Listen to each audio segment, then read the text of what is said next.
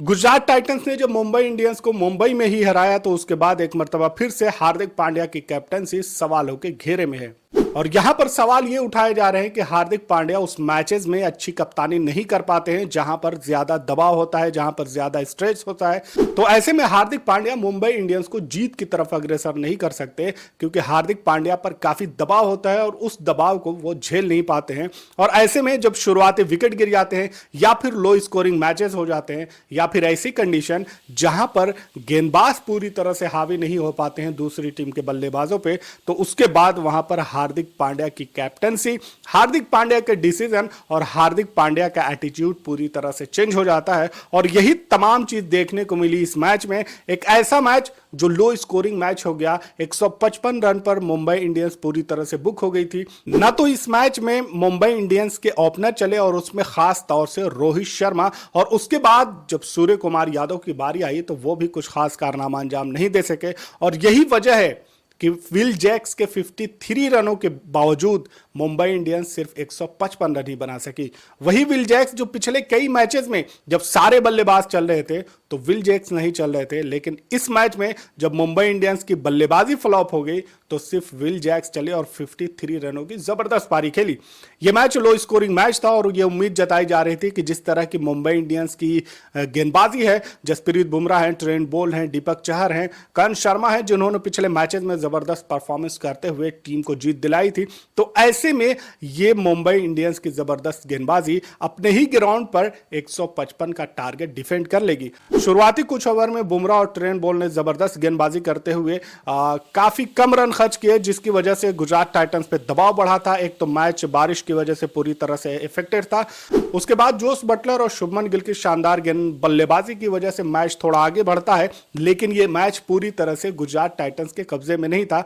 इस मैच का सबसे बड़ा रोमांच उस वक्त आया जब आखिरी ओवर में 15 रनों की जरूरत थी, दीपक चहर को गेंदबाजी दी जाती है, जबकि मुंबई इंडियंस के पास और भी ऑप्शन थे। अगर मुंबई इंडियंस की गेंदबाजी की बात करें तो हार्दिक पांड्या ने कुछ जगह पर ऐसी गलती की है जिसकी वजह से उनको यह खामियाजा भुगतना पड़ा, वरना जसप्रीत बुमराह और ट्रेंट बोल्ट ने जिस तरह से दबाव बनाया था तो उसके बाद मुंबई इंडियंस को यह मैच जीत जाना चाहिए था। हार्दिक पांड्या जब पहला ओवर अपना लेकर आए तो उसमें 18 रन खर्च किया और उसके बाद से हार्दिक पांड्या फिर गेंदबाजी के लिए नहीं आते हैं। और जब 15 रनों की जरूरत होती है, 15 रन एक ओवर में चाहिए होते हैं, तो दीपक चहर वहां पर गेंदबाजी के लिए आते हैं। अपने ही ग्राउंड पर जिस तरह की उनकी गेंदबाजी है तो इसको डिफेंड कर लेना चाहिए था, लेकिन उनकी पहली ही गेंद पर तेवतिया 4 रन जड़ते हैं। उसके बाद फिर 1 रन लेकर स्ट्राइक जेराल्ड कोइट्जे के पास जाती है। वही जेराल्ड कोइट्जे जो कि गेंदबाज है, गुजरात टाइटंस के गेंदबाज हैं, शुरुआती कुछ मैचेस खेले नहीं हैं, अभी उनके 1 या 2 ही मैचेस हुए हैं, और उसी मैच में पहली ही बॉल पर जब सामना करते हैं दीपक चहर का तो वहां पर 6 रन बनाते हैं।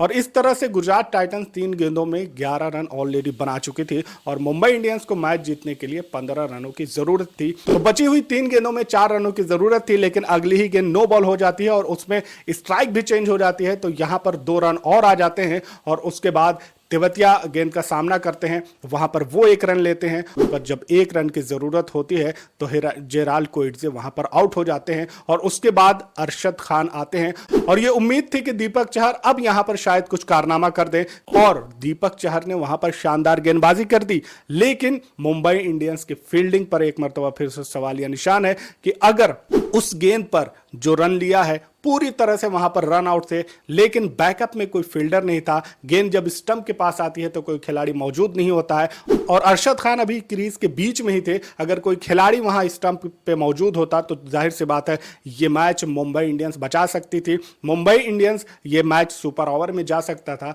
लेकिन वहां पर हार्दिक पांड्या की जो कोशिश थी वो नाकाम रही। ये वही गुजरात टाइटंस की गेंदबाजी थी जिसके सामने राजस्थान रॉयल ने जबरदस्त स्कोर बनाया था।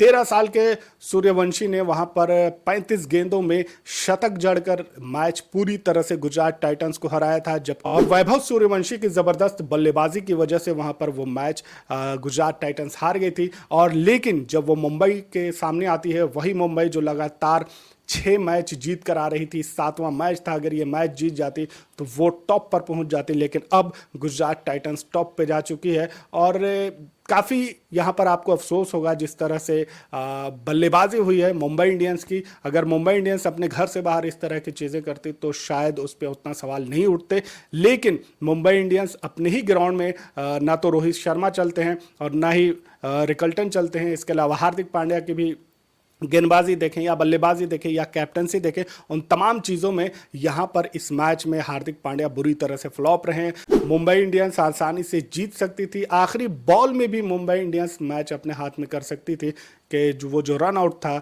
वो आखिर ऐसा कैसे हुआ कि वहाँ पर कोई खिलाड़ी मौजूद नहीं है, जबकि बल्लेबाज अभी आधी क्रीज में था। अगर कोई भी खिलाड़ी थोड़ा करीब भी होता तो भी वहाँ पर ये विकेट मिल सकता था। लेकिन मुंबई इंडियंस 155 रन पर आउट होती है और 147 रन बनाकर बारिश से अफेक्टेड मैचेस में, जो कि 19 ओवर का हुआ, डीएलएस मेथड के तहत वहां पर आखिरी ओवर में 15 रनों की ज़रूरत थी और गुजरात टाइटंस ने ज़बरदस्त तरीके से वो match, thrilling match, cinema, drama सब कुछ देखने को मिला और अपने खाते में कर लिया।